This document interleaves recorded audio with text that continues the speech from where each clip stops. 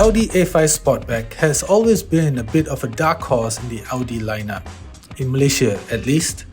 It offers a more stylish alternative to the ever-popular A4, and yet is significantly smaller than the A6. In Malaysia, the A5 Sportback is undoubtedly popular, and with Audi now having an official presence in Malaysia, fans are able to buy one brand new. The only problem? It's a fully imported unit, which means it is quite expensive. So is it worth the 460,000 ringgit that Audi wants for it? Or are you better off buying one from a parallel importer? I really like the Audi A5 Sportback. It's a good looking car, and it's one of those cars that where the interior matches the exterior, because even the interior of the car, I mean, it feels well built. There's a bit of buzzing sounds over there from the left hand side, which annoys the hell out of me and would annoy me more if I had actually paid for this car. But besides that, it's a really nice car. I have literally zero complaints, and I've been accused of nitpicking cars before, but I have nothing to nitpick about.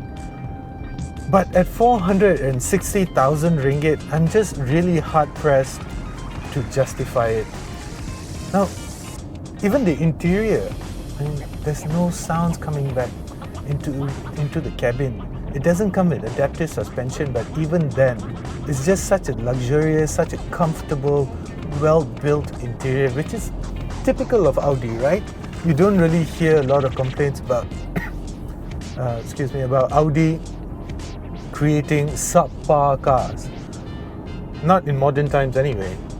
So, and the other thing is, I really like the entertainment system. I mean, wireless Apple CarPlay and Android Auto come standard, but that aside, even the onboard software is, I think, among the Volkswagen group of cars, Volkswagen brands, I think the Audi software is probably the easiest to use and to understand.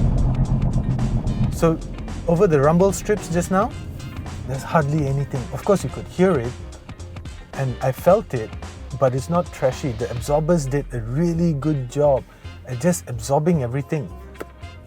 Wow, I am in love with the Audi A5 Sportback. I mean, it may not produce a lot of power as well. It's powered by a 2-liter 4-cylinder turbocharged engine, making about 297 PS and about 370 Newton meters of torque. 0 to 100, 6.1 seconds. Not explosive, but great by modern standards. And if I put it into sport mode, which is dynamic in Audi lingo, it makes some really nice sounds as well. So, if you can't tell already, I'm in love with this car. It's just a pity that it is old, expensive, and yet a little bit on the smallish side. Not small for me personally. I'm a big guy. I fit comfortably here. The back seat, not too bad. 470 liters of boot space. In that sense, it's fine. But people that can afford to pay 460,000 ringgit, usually they carry packages in the form of a family. So maybe not, right? I'm just assuming. You got to be really successful to be able to afford this quite young, or you must have a really rich daddy, or you might have, a sugar mommy or something. That's not a bad thing. I won't judge you. But that aside, has a family car? Maybe not. If you have a young family and you have just one kid, maybe so, but you will not be able to use this car for very long because your requirements will grow. You will need more space, your child will need more space, there are no USB ports at the back. There are these things that, families need, which the A5 Sportback does not fulfill. But if you are married and you don't have kids and you can afford to splurge 460,000 ringgit on an A5 Sportback, knowing the fact that as soon as you drive the car out of the showroom, you're going to immediately lose about 150, perhaps 180,000 ringgit, then why the hell not? Because this car it does not only look great, but it is also really nice to drive.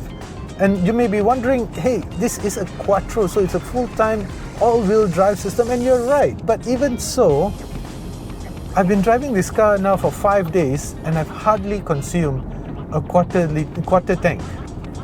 What's the total consumption that I've done?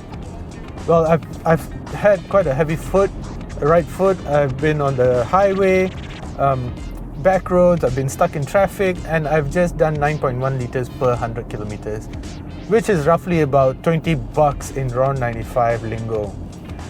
So not too shabby lah in my books.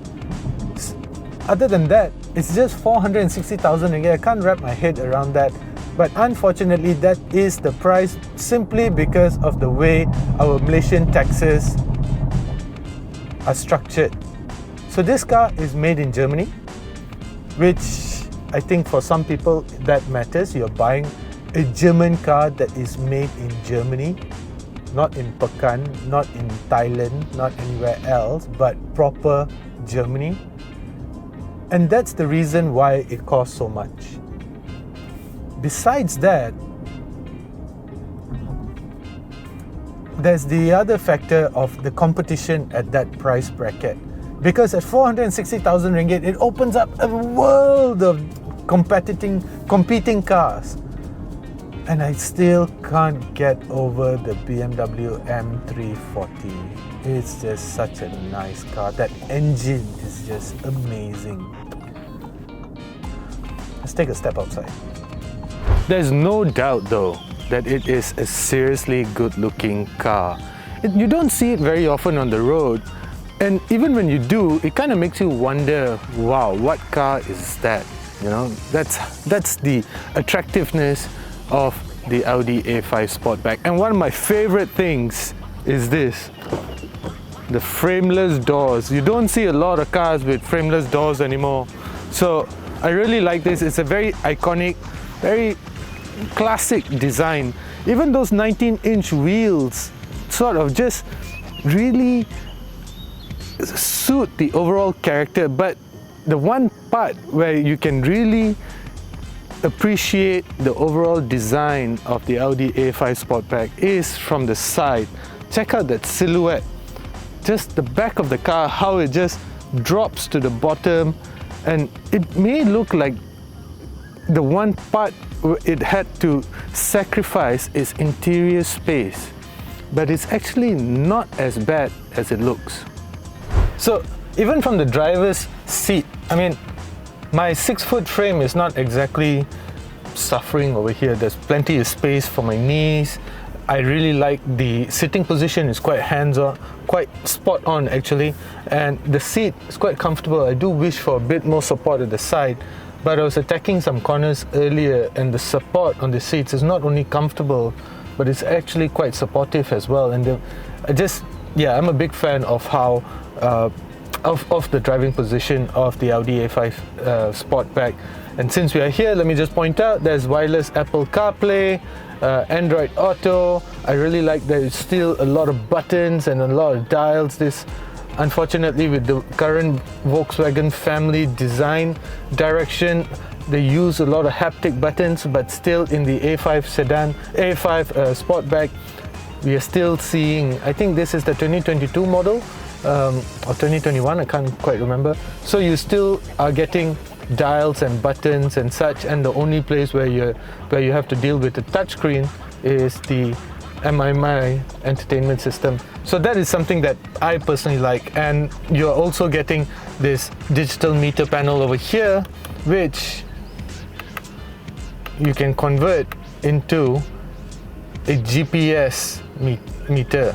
So this, you get 3 different customization options, and this is one of them, and this is my favorite. Unfortunately, it doesn't sync with the Google Maps that you can access through the wireless Apple CarPlay. So this is the onboard map. So if you want to get directions displayed over here, you'll have to use the onboard map. Haven't tried it though. I prefer to use Google Maps. Let's go check out the back seat.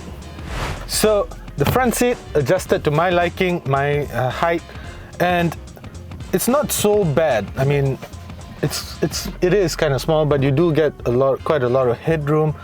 Definitely more than the Toyota Vios. That's just a reference point for me. So it's not too bad. I mean, I wouldn't want to be behind here on a very long distance journey, but yeah, it's tolerable. You also get cup holders here, and you also get air conditioning blowers together with your own temperature settings. Unfortunately, you do not, however, get any USB ports at the back here. Now keep in mind that this is a Sportback design, so the entire back portion of the car together with the rear window actually comes up, and you get about 475 liters worth of boot space, which is quite decent. It's not exactly huge, but for young family and such, it's quite decent. I can imagine that if you have one of the smaller strollers, you'll be fine. You'll be alright for a weekend's getaway. It'll be tight. You'll have to do some clever packaging, but I reckon that is quite okay. And the other thing that I quite like about the design, now this is quite weird, but I personally appreciate it, is these two exhausts. They are actually real exhausts. There is a squarish exhaust at both those ends, and that is something that I like. None of those fake exhaust kind of nonsense that you get these days. I really like the Audi A5 Sportback. It's a really good looking design. It's just that my current requirements require a different type of car. I really love the overall design, and it's just that I have a young family and I need proper storage space. As much as I like the design of the A5 sedan, the A5 Sportback, I'm hard pressed to justify it, because at 460,000 ringgit, it's quite a lot of money, and that's because it's an imported model from Germany. So yes, with Malaysian taxes and such, this is no fault of Audi Malaysia. It's not to say that they are being greedy or such. It's just that our current taxation structures basically pushes the price of the A5 Sportback quite high, to stratospheric levels. So yes, at 460,000 ringgit, you basically open up a whole different world of possibilities.